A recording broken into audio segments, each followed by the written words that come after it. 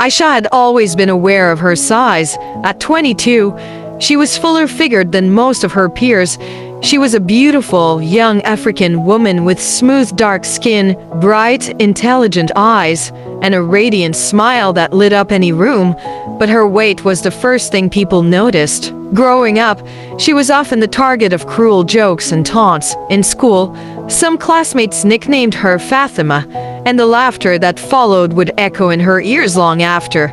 At the university, things weren't much different. People whispered, snickered, and stared with every giggle. She felt more invisible and more certain that she would never find love. She hid her insecurities behind her laughter and her quick wit, but deep down, she felt lonely. She often daydreamed about what it would feel like to be truly seen and loved for who she was, but fear always pulled her back into the shadows of self-doubt.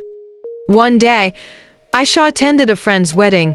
She wore a bold yellow dress that complemented her dark skin, but she could feel the eyes on her, the quiet judgments she had grown so used to. As she stood alone by the punch bowl, trying to blend into the background, a voice broke through her thoughts.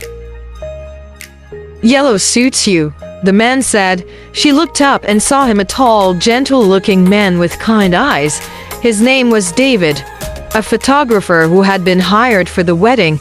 Aisha felt a flush of surprise. She wasn't used to receiving compliments, especially from someone like him. They began to talk, and Aisha felt her usual walls begin to crumble. David was easy to talk to, genuinely interested in her thoughts and dreams. He asked her about her love for painting, about her childhood memories, and about the things that made her smile. For the first time in a long while, Aisha felt truly seen. Over the next few weeks, David found excuses to see her again. They met for coffee, strolled through local markets, and spent long evenings talking about their hopes for the future. He never once made her feel small or unworthy. Instead, he seemed to admire her for everything she was, both inside and out. One evening, as they sat by the river watching the sunset, Aisha finally let out the fears she had been holding onto. "I always thought I wasn't the kind of person who could be loved because of how I look," she admitted, her voice soft. David turned to her, his eyes serious. "Aisha, you are beautiful inside and out.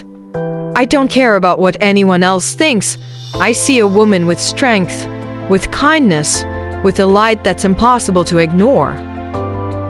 His words warmed her, more than the golden light of the setting sun. For the first time, Aisha felt the weight of her insecurities begin to lift. David loved her, not despite her size, but simply for who she was. Encouraged by his love, Aisha decided to start taking care of herself in new ways, not because she felt pressured to change, but because she wanted to feel strong and confident in her own skin. She began going for walks with David, trying out different fitness routines, and experimenting with healthier recipes. David supported her every step of the way, always reminding her that she was enough just as she was. As Aisha's body grew stronger, so did her spirit. She learned to embrace her beauty, her curves, and everything that made her unique. She discovered that love wasn't something she had to earn by changing herself. It was something she deserved just by being who she was. With David by her side, Aisha found a new kind of confidence, one that came from within, and as they moved forward together, she knew that she had not only found love but had also found herself in a way she never thought possible.